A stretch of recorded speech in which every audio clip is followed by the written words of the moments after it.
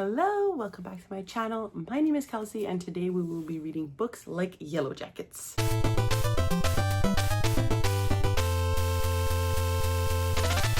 So sometimes I like to read books that are very reminiscent of things that I enjoy in pop culture. On this channel, I think I've done books like my favorite video games. Playing off of that idea, one of my hyperfixations at the beginning of every year that a season of Yellowjackets comes out is Yellowjackets. So Yellowjackets is a show that follows a high school soccer team on their way to nationals. Their plane crashes in the middle of what we believe is the Canadian forest. It's up in the air where they actually are. And as they are there struggling to survive, they resort to unprecedented and unwanted needs. So I absolutely love Yellowjackets. And I had this idea during my hyperfixation at the beginning of the year where I was like, I just want to consume more of this type of media. Now, I want to make like an addendum here and say that the books within this vlog do not encompass what another element of Yellowjackets aside from the like survival and horror of Yellowjackets is the like queer love, girl power, girlhood aspect of Yellowjackets that I think is missing from these books. I went on Reddit, I looked for these books, and I think they are very male-centered and male-focused. And so I think I might do a separate video or just add more reads in the year that are reminiscent of Yellowjackets, but definitely more like female or queer focused rather than very like straight boy, like killing that these books are.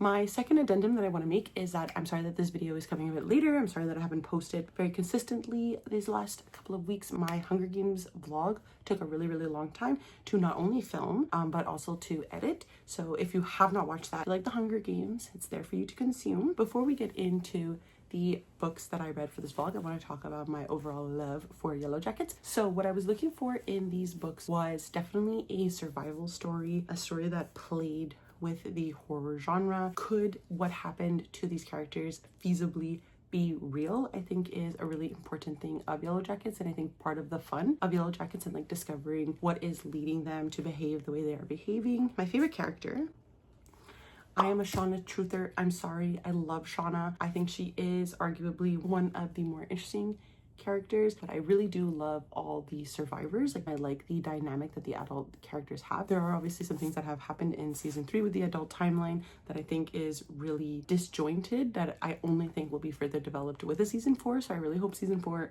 comes and happens. I just talked about how I wasn't sure if season 4 was renewed. I'm currently feeding my baby. 5 minutes ago they announced season 4 renewed. So just wanted to give you that little update. But yeah, Sean is my favorite character. I know this is like sacrilegious to the Yellowjackets fandom, but I really love Travis. I really like Jeff. I like the male characters. Sumi. Part of what I think I really enjoy about Yellowjackets is this dual timeline with what is going on with them in the wilderness as teenagers and then how this has affected them as adults. I think that's the aspect of Yellowjackets that I love the most, and particularly what I was looking for in these books. So the first book I read for this vlog was the like real life account of what Yellowjackets is based off of, which was the Andes plane crash that occurred in 1972. This is Alive by Pierce Paul Reed, and it is 16 Men, 72 Days, and Insurmountable Odds, the classic adventure of survival in the Andes. So I did definitely want to get the real life account while reading. Next, I read another book that I realize in hindsight, Yellowjackets is heavily based off of, and that is Lord of the Flies by William Golding. Then to throw some horror into the mix, we have The Troop by Nick Cutter, and then we end the vlog with Fantastic Land by Mike Bakovin. So I'll take you back to Kelsey 1 week ago, and we will start the Yellowjackets reading vlog.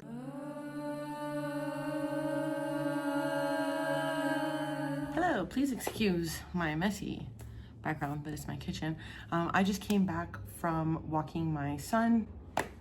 The fridge had to start right now. We're just gonna push through it, and if you hear it in the background, I'm so sorry, but like whatever. My fridge is really annoying. If you've been following my channel for a while, you know this. I'm sure I started a better introduction to this vlog, so welcome to the cannibalism vlog. I am currently reading Alive by Pierce Paul Reed, and this is the nonfiction recounting of the Andes plane crash Uruguayan rugby team, how they had to resort to unfathomable means to survive because they realized that they weren't getting rescued as quickly as they thought they would. Things ensue, and those things are related to Yellowjackets. Right now, I am at the 100 page mark, entering part 4 of the novel. We are at the part where all of them have eaten at least one piece of human flesh. I feel like 100 pages into a book is really quick to them resorting to cannibalism. However, I have just finished reading The Hunger Games, and in the first Hunger Games book, Katniss talks about how if you don't find food and water, you will die very quickly of starvation, right? Because of this, I feel like it kind of makes sense that they would resort to eating one another, because they didn't really have a lot of food, right? This was supposed to be a very quick plane ride. Originally, they weren't even supposed to go up in the air, but they were like, yeah, for this size and for this length of time you should be good, and obviously they were not. The survivors started like helping each other and protecting one another, and they're really trying to keep each other alive. They're trying to resort to like sleeping next to one another, separating the ill, doing what they can to prolong their survival, and eventually they resort to eating, because all they have, I believe at this point, left is like a couple pieces of chocolate and some tea, and obviously that's not going to help them. So that's where I am right now. I really like Reed's writing style. I find it very easy to read. He is very colloquial, I find, with the way that he writes. I really feel like I'm going to zoom through this because he is so easy to read and understand. And he's, like I said, we were already only 100 pages in and we already got to the cannibalism part. I just feel like his account is going to be very like to the point, so that we really understand the story and what these people did to survive. Coming back in from the walk, I got the second package from my buying books from independent bookstore. Yes.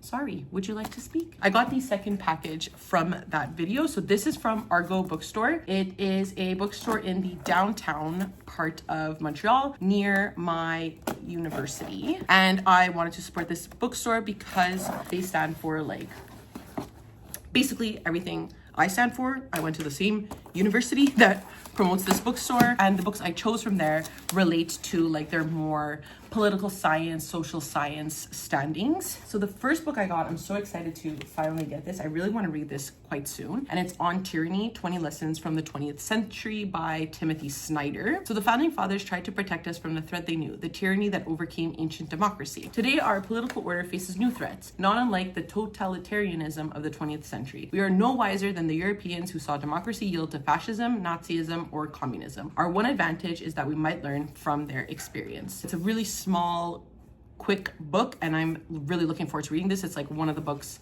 I've been like really itching to read lately for no reason at all. Then spontaneously from the same bookstore, I bought How Fascism Works, The Politics of Us and Them by Jason Stanley. So Jason Stanley is a scholar of philosophy and propaganda and the child of refugees from World War II Europe. So am I. He has a deep understanding that democratic societies, including the United States, can be vulnerable to fascism. In How Fascism Works, he focuses on fascist politics, the language and beliefs that separate people into an us and a them. Stanley knits together reflections on history, philosophy, sociology, and critical race theory with stories from contemporary Hungary, Poland, India, Myanmar, and the United States, among other nations, making clear the immense dangers of what he identifies as the 10 pillars of fascist politics. Again, no real theme I'm sensing from the books I ordered. And then finally, I wanted to get this book because it was one of the CBC Canada Reads selections for the year. That is A Two-Spirit Journey, the autobiography of a lesbian Ojibwa Cree elder by Mani Chakabi. From her early, often harrowing memories of life and abuse in a remote Ojibwa community, Mani Chakabi's extraordinary story is one of enduring and ultimately overcoming the social and economic legacies of colonialism. So again, I'm not sensing a real theme in the books I'm interested in lately, but this is the little book haul I got from Argo Bookstore. Thank you, my queens. And that's it for now. So I think I'm going to buckle up, continue reading some of Alive, and I'll get back to you later. I have taken a break for this vlog just because my Hunger Games vlog is taking me a really long time to edit, and I have to clean my son's room because we've received a lot of gifts, a lot of clothes for him. And so I have to clean all of these clothes. So I'm going to take off all the tags, put them in a laundry basket, put them in the laundry. But while I do that, I think I'm going to continue listening to Alive. I haven't updated you in a while. I'm now on chapter 6, page 200, just because I don't know if there's anything really substantial that I could talk about, simply because I feel like my feelings have remained the same. And now we're just diving into what has happened to the group since they engaged in cannibalism, how they're really grappling with it, and what they are doing now to try to find help or find civilization in order to be rescued. Because obviously, like, they don't want to stay trapped forever. We are also witnessing some of them dive into like different mental states. So there are certain members of the flight that are still fully conscious, fully aware, and then there are some that every day they're teetering on the edge of a psychosis. And I find that to be really interesting, but it's definitely more of just a account of what happened and not necessarily like different perspectives. I don't know what I was expecting from this, but I'm going to continue listening to this, but I don't know how much I'm going to update you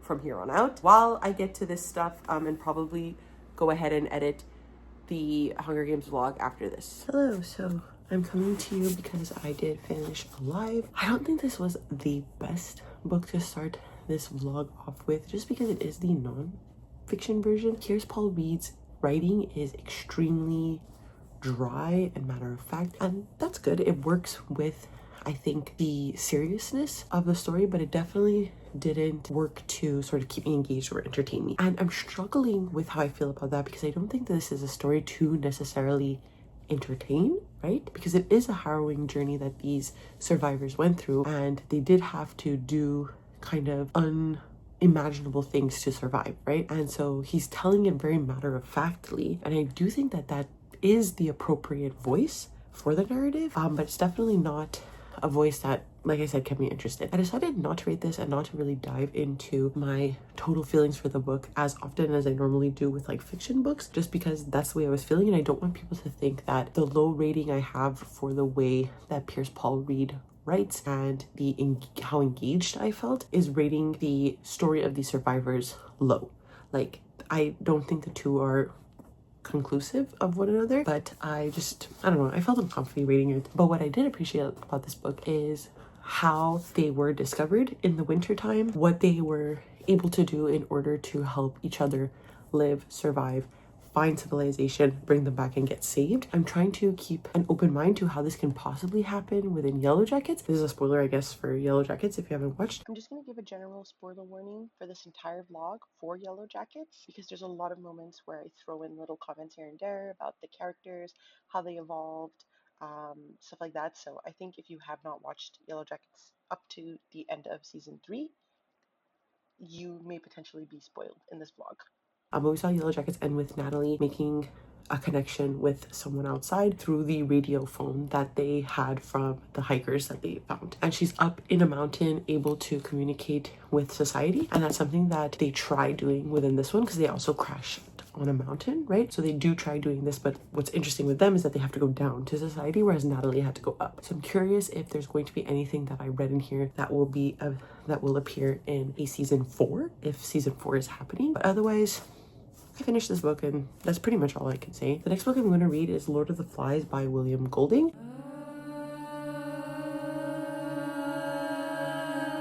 I never read this book in school, so this will be the first time I'm reading this classic that a lot of people seem to really enjoy, but I also don't know what it is about. It is a compelling story about a group of very ordinary small boys marooned on a coral island, and it works as a parable, an allegory, a myth, a morality tale, a parody, political treatise, and even a vision of the apocalypse. But above all, it has earned its place as one of the indisputable classics of the 20th century. These boys that get marooned on this island create their own society, and if I understand correctly, they like not dive into madness, but they become like very primitive. It does happen to some of the girls in Yellowjackets, so I'm very excited to read this because I've never read it before, and I'm really trying to dive into classics this year, so I figured this might be a really good one to start. And Yellowjackets is taking the themes and elements of Lord of the Flies as well, so this is one of the inspirations, as well as the Andes survivors. I'm going to start this tonight. Hello, so I'm back again tonight because I got to page 92, which is chapter 5, and I wanted to come talk about the first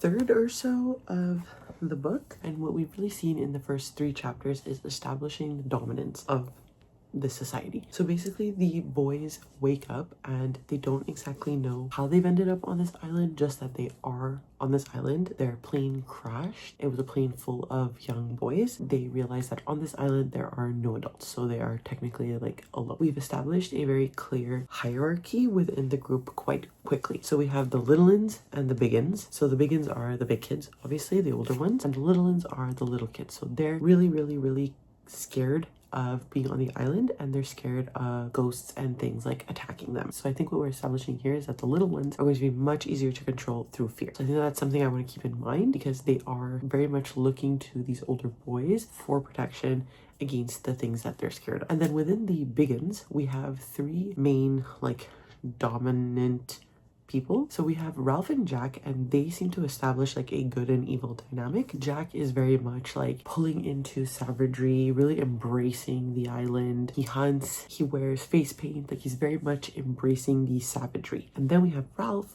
who is the like good option, and he's really trying to stick with remaining in control, establishing rules, following rules, being what could be seen as a more civilized and good leader. And then we have Piggy, who embodies everything that Ralph embodies, but because he is a nerd in a way, he is not taken a liking to, and people don't seem to respect his decisions. So even if Ralph were to have the same ideas as Piggy, Piggy's sort of dismissed constantly by everyone around him. And what we're seeing is really this like schoolyard bullying dynamic into the open, right? They are not even in school, they are not even in social hierarchies of like an elementary school, and yet they are not listening to Piggy for those reasons, as he is someone that they would likely bully. So right now within the first third, we're really seeing this combative relationship between like Piggy and Ralph, but mostly Ralph and Jack. I'm going to see how this progresses, but I think what this story is really diving into are, at our natural state, humans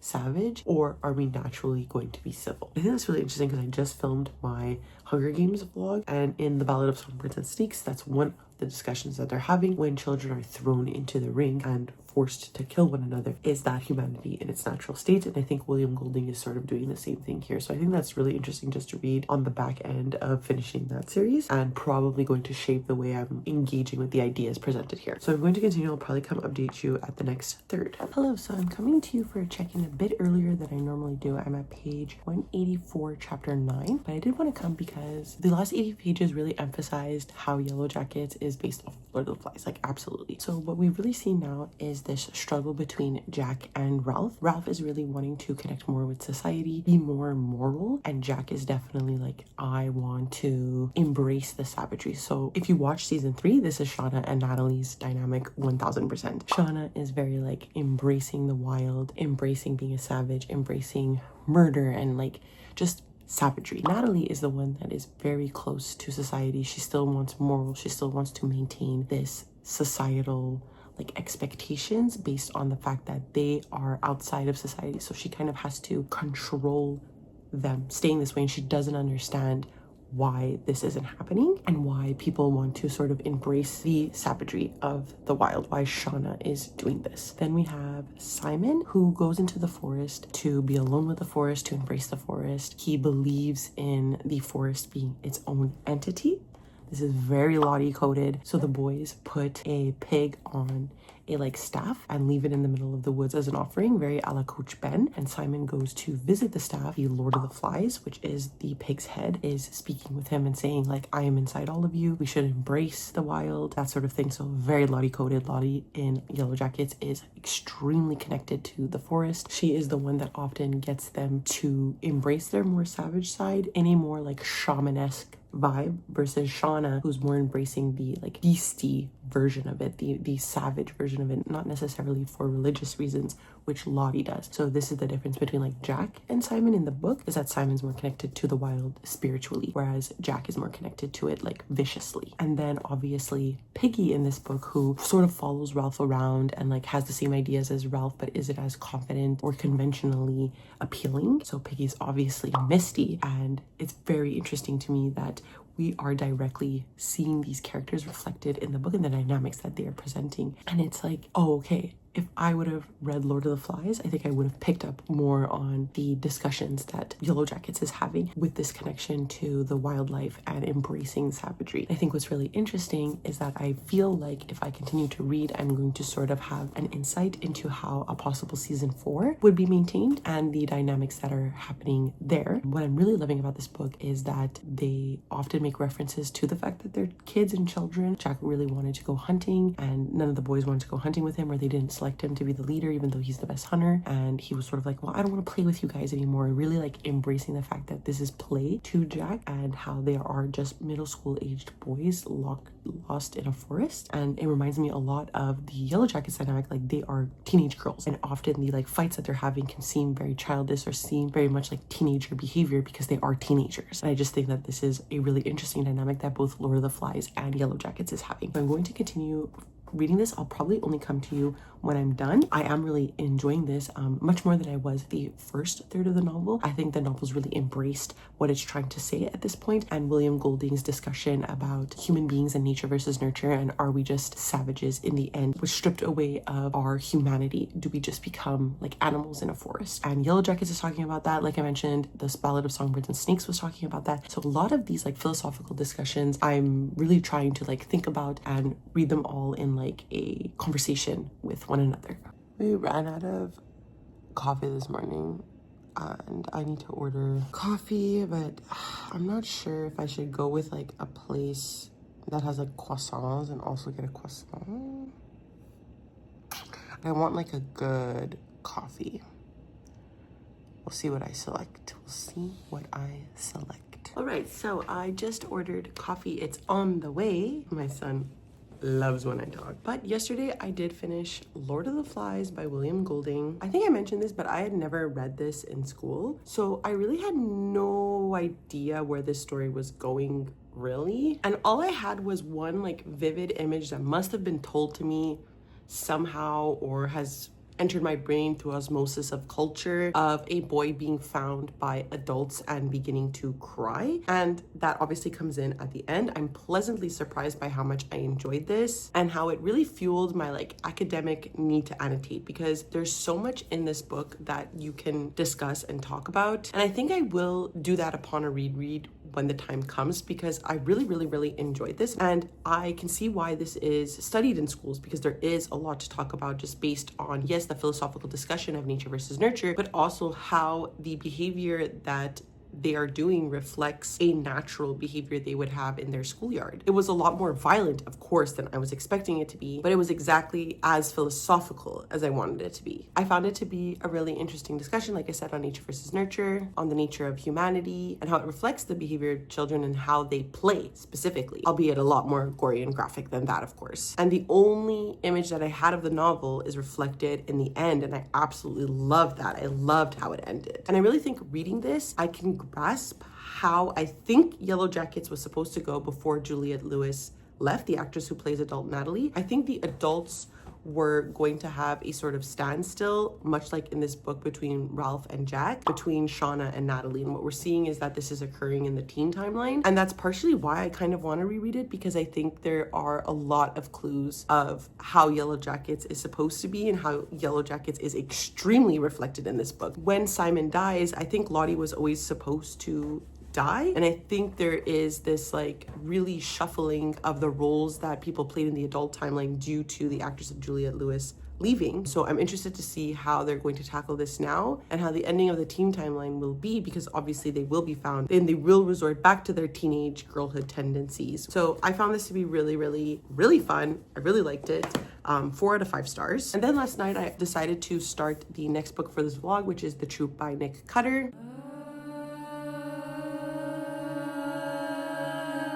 I got 60 pages into it, so I'll refrain from what I think about it, but I will discuss what it's about. So once a year, a scoutmaster named Tim leads a troop of boys into the Canadian wilderness for a weekend camping trip altogether. However, an unexpected intruder arrives at the campsite who is shockingly thin, disturbingly pale, and voraciously hungry. So this has been really interesting so far. It has some like epistolary elements, which I always love, which are like newspaper clippings about what is going on with this man who is really, really hungry. But I believe that it dives more into how this man became really, really hungry, how the news occurs, because a lot of people recommended this for biopunk, and specifically whatever this man is experiencing is due to something created by humans to make him voraciously hungry.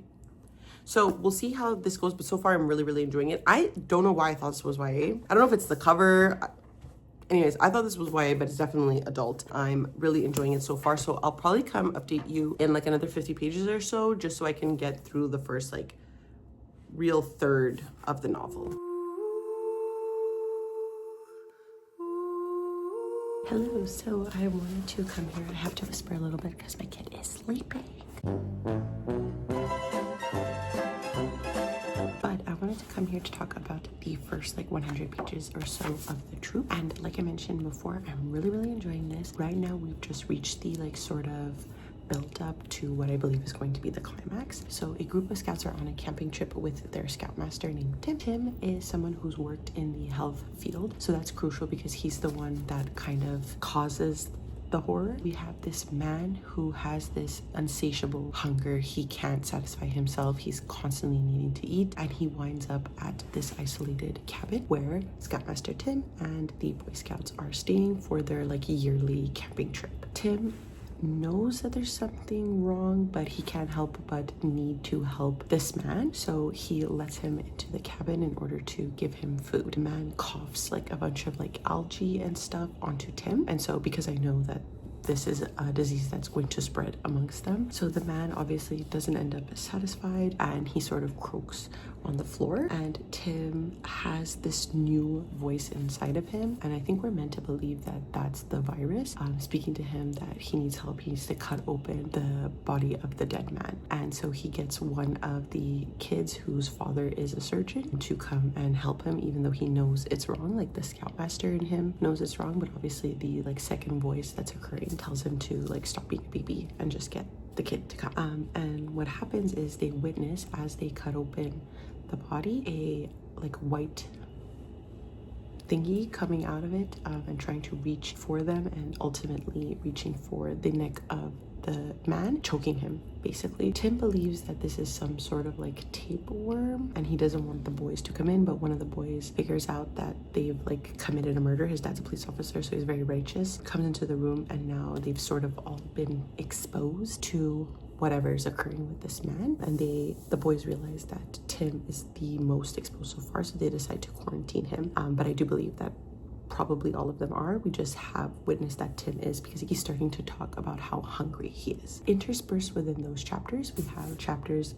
digesting other aspects of the book. So I just read a testimony about the events occurring on Falstaff Island, which is where the camping trip has taken place, and they are talking to a scientist who has invented a like worm in the hopes that this will stop the aging process and make people skinny. They did this because they knew that it was going to make them money, but they didn't expect what I guess happens. I'm really, really enjoying this. I did not expect it to be this like gory and gross, although I probably should have. Like I said before, I thought it was YA, and now I know that it's not, so I'm going to continue listening to this, but I am really enjoying it, so that's a positive. Hello, good morning. It is a brand new day. I will be continuing with The Troop by Nick Cutter today. I got to part 3 yesterday, which starts on page 257. So I read about like 170 pages yesterday, and I'm still really, really enjoying this. Obviously, the contagion has spread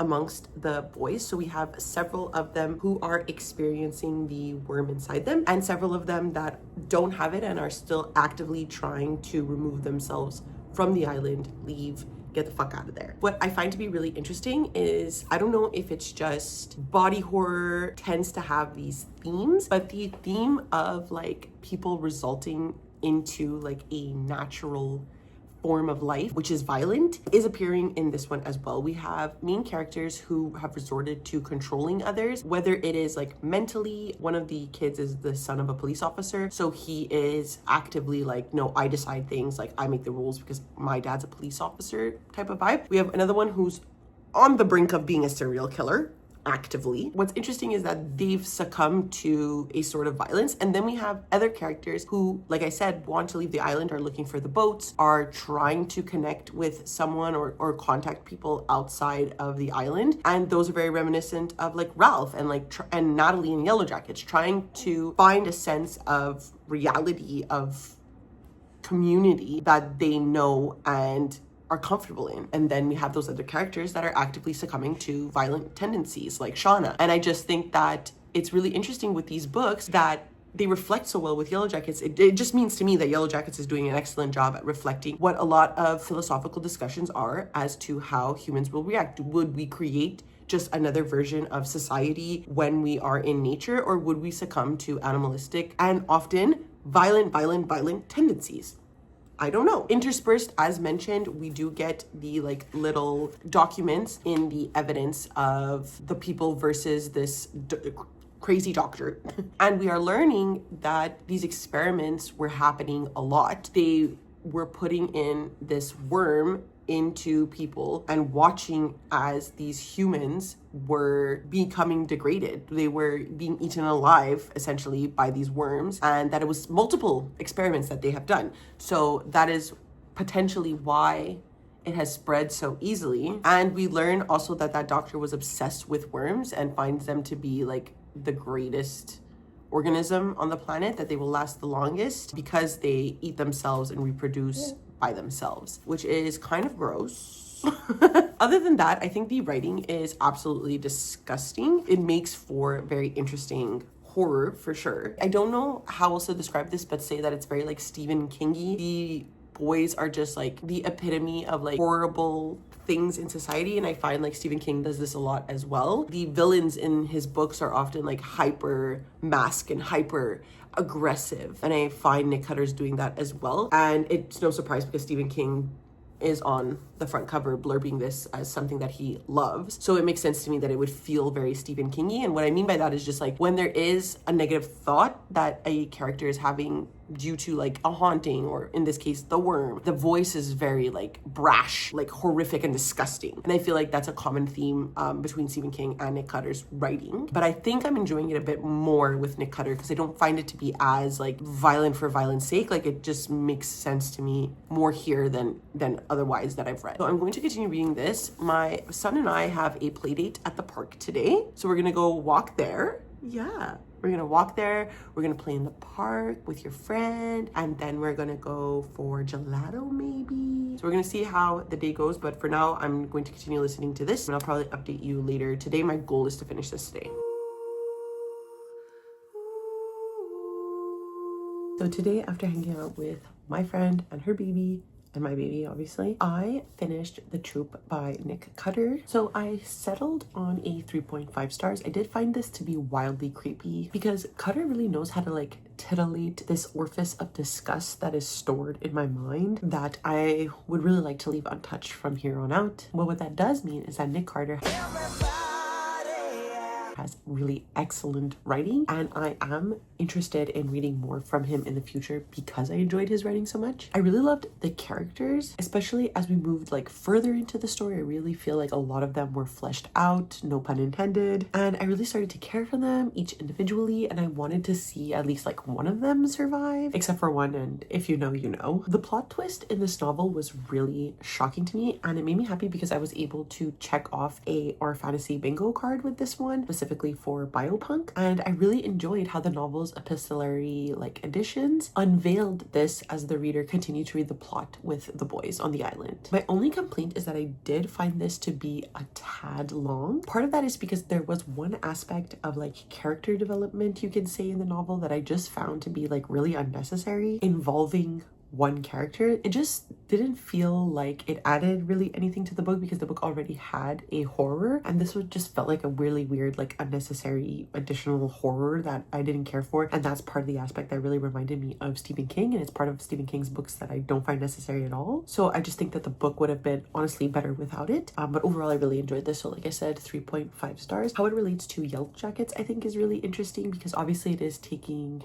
place in a forest, and like I had mentioned, we are seeing the kids succumb to these really, I guess, like normal roles in these horror-y philosophical discussions, right? It's either you succumb to the evil or embrace the savagery of nature, or you stick to your humanity, law-abiding like citizenness, and search for rules and structure and like keeping everything intact in the way that you know. And that's definitely reflected in here. People refer to Shauna as Shaunable Lecter, bisexual Satan, and I definitely think the character in here that maybe Shauna is the closest to would demonstrate that she's actually not that nuts. This character was a little bit too much. But I think if you like Yellowjackets and you really want a like very, very, very gory, body horror-y version of it with young teenage boys, I would recommend. And then quickly, just to finish out this clip, I did start Fantastic Land by Mike Bakovin.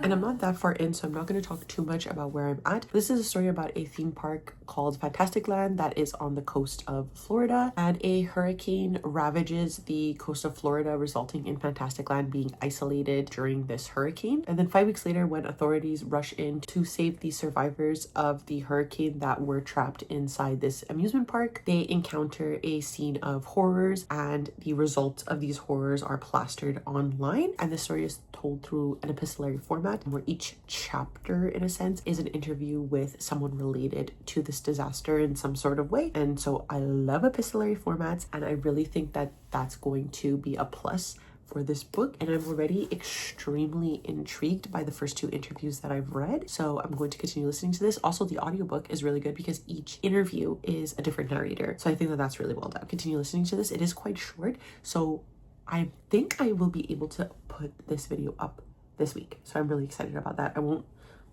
not gonna jinx it, but it's possible. Hello, so I've gotten about 90 pages into Fantastic Land, and I'm enjoying it. I actually saw this morning one of the Yellowjackets TikTok creators that I follow, Caitlin, recommending this book for Yellowjackets fans.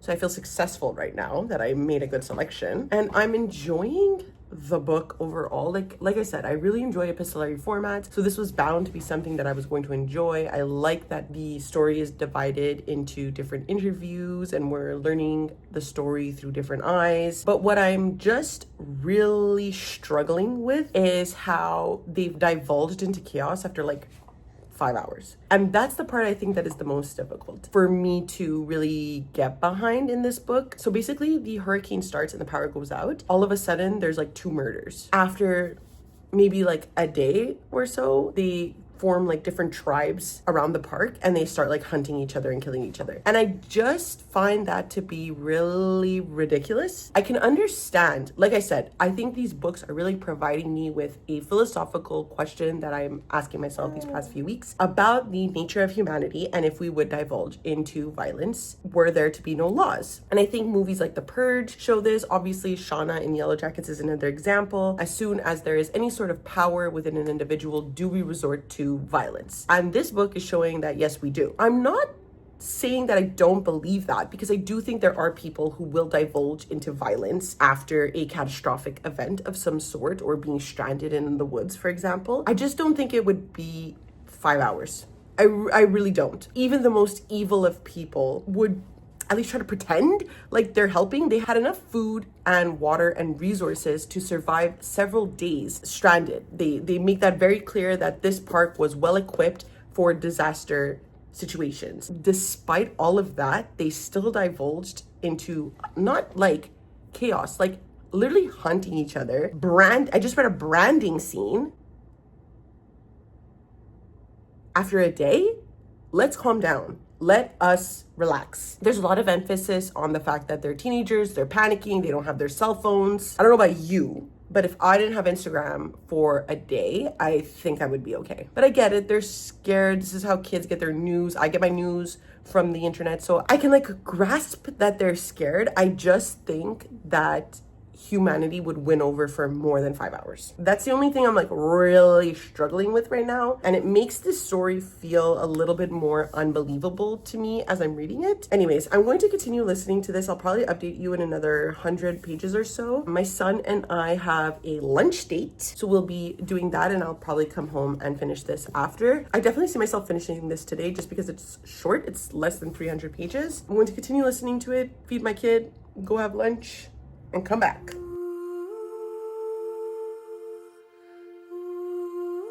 Hello, it's the nighttime now. I got another 100 pages into Fantastic Land, so I'm at page 181. I'm updating you from the living room with the windows open because our air conditioner broke. And it's 30-degree weather. And I'm from Canada, so 30 degrees is really hot to me. I just want to quickly say I am enjoying Fantastic Land. I do think it's really engaging and like gory and fun. Like it's definitely a really fun like slashery type of book to read. But I'm really struggling with the fact that they've divulged into complete mania, like murdering people with cannonballs and swords and guns, hanging up their bodies to scare off other tribes, and like putting heads on stage. It's been a week. I really feel like this was so exaggerated, and I don't feel like there's any real explanation for it besides the fact that it's reading very much like kids don't have technology and they're going crazy and they're scared, versus the adults were hiding in the maintenance hallways and like writing this thing out, and like we just want to survive, and like these kids are running around and murdering each other. I just don't see how this could have happened. It's really not clear to me. I don't know if Mike Bachman was going for realism to reach this level of psychosis. I don't know. I understand, I guess, that it's going with the part, and you see this in Yellowjackets as well, where like the girls are more manic when they are all together, and they make very brash decisions when they're all together. They're like a hive, right, of Yellowjackets. They hype each other up, and I think it's saying the same thing in Fantastic Land. I just feel like in Yellowjackets it made more sense, and in this one it I don't know, it feels really excessive to me. But I'm going to continue reading this. Hopefully I will finish it tonight and you will get an update tomorrow. Hello, welcome to the end of the vlog, and welcome to my final thoughts on Fantastic Land by Mike Bachman, which I'll be honest has not really changed that much. So this was thrilling and gory, and if that's all you need, I definitely think that this is a book that you would enjoy. I really liked the epistolary format. I think that this is the novel's like strongest attribute. I love epistolary formats. I love interviews. I love mockumentary style, like whether it's podcasts, an article, stuff like that. I just think that is so interesting and such a really cool way to tell particularly like horror or thrilling stories. And aside from like one major thing that I think you could figure out, I really did enjoy my time reading this because it was just a fun like romp. If you like gore, if you like horror, if you like kids killing each other, quite frankly, I think that this is fun. But my problems occurred within the first 50 pages, and I just could not get over it for the remaining pages after that. I'm going to put like a spoiler tag, so you could just fast forward when this tag leaves. But how can you possibly tell me that within hours of hurricane starting, where everyone is staying indoors in a shelter with enough food and water, resorts to murdering their co-workers and friends, and starting murderous tribes, hanging dead people from wires, and putting heads on stakes? Like, hello? I could understand months. I can understand weeks, even weeks without like any knowledge of the outside world. I can kind of start grasping this, but it started within hours of them knowing that they're staying at the resort. It's not like as if they got trapped there, they're scared, they don't know what's happening, there's noises. Like, they know a hurricane's happening. They are staying there because they are part of the protocol to stay there. They know what they're getting into. I like, it didn't make sense to me. It would have made more sense, I think, if Mike Bachman would have had the fact that they didn't know what was going on and they didn't know how to survive. I think that would be a different start to a book. No one tried to work together. I find it really unrealistic. It's a story about kids developing tribes and killing each other in an amusement park. I understand that. I understand people could say like, oh, but it's just for fun. It's a story about murdering people. You like Yellowjackets, it's a story about like girls hunting each other in the forest. Like, that's not realistic to me. But like, if you make it within the world realistic, I will like it. If it's not realistic within the rules that you've set out, which is our real world, if it's not realistic to that, then it's going to bother me, yes. I just wish that the timeline was like a little bit more believable, and then I think I would have enjoyed this a lot more. But because of that, I couldn't get past it, and I ended up just settling on a 3 stars. What I find really funny, and I think our main takeaway from these books is that it's even occurring in this one. Although I do think in this book, the character who falls into this like evil person that just like murders people and is like the leader for messing with people and murdering people, I did enjoy his character a lot more in Fantastic Land. But what I think is interesting is that within these books, I am not supporting the more evil, psychotic character. Like, I find them to be very uncanny and scary, and I don't like them. But like Shauna, I'm like, she makes sense. She is my queen. Like, when she does things in Yellowjackets, I'm like, we love her. I know she's evil. I acknowledge that. I don't think what she's doing is right. But do I support women's wrongs? Yes. But anyways, let's just summarize my thoughts overall for this vlog. So obviously we had Alive by Pierce Paul Reed, just because this is a real life true look at the harrowing events. I just left this unrated. Then Lord of the Flies really surprised me for how much I enjoyed it, so I gave this 4 stars. I really like it. I do plan on rereading it in the future because I liked it that much. Like, I definitely think this could be a 5 stars if I start to annotate it and really like analyze and like look at each individual line and all of the like themes that William Golding is putting in this book. I really enjoyed this. I really enjoyed my time with it. Highly recommend this one out of all of them, to be honest, if you haven't read this in high school, which I did not. Then I read The Troop by Nick Cutter, which I believe I gave a 3. Let's look it up because I can't remember. Yes, a 3.5. So this was very spooky, very gory, and very scary, and I really like what Nick Cutter did here with the realism of our real world and how this horrific event could have happened to these kids. Really like this. And then we ended the vlog on the like worst book, but it's still a good book, with a 3-star rating. So that's it. Those are all of the books I read for this vlog. I really enjoyed my time reading this, just because I'm realizing that I love the theme of survival. I love kids having to do survival skills. I really want to, if I do this vlog again, incorporate more female themes, queer themes, maybe have that dual timeline I think was missing from these books. These are like just one account of what happened, and I like the dual timeline of Yellowjackets, I'm realizing, and I think that that was missing from these books. And obviously also more cannibalism. I also feel like I have a better understanding of maybe how Yellowjackets is going to end, what season 4 could possibly entail. So really looking forward to that, and I'm really happy that I read these books because I think they gave me a good insight into survival stories. If you've read any of these books, please let me know down below what you thought about them. Did you like them? Did you hate them? Let me know. If you also watch Yellowjackets and it is your hyperfixation and you really love it and you're really into themes and like what's going on and like theories and stuff, let me know. If you're a Shauna hater, I do not see you. I do not read your comments. And if you would like to follow me on any of my other social medias, I do leave a link down below to my Twitter, Goodreads, and Instagram if you would like to follow me there. For now, they're going to stay there, but as we are slowly approaching, in general, things controlled by billionaires, they might not be there anymore. But if you've gotten to the end of this video, please do not forget to like, subscribe, and ring the notification bell, because that really helps me and that makes me feel really special. And that's it. I never know how to end these things, so I will see you next time. Okay, bye.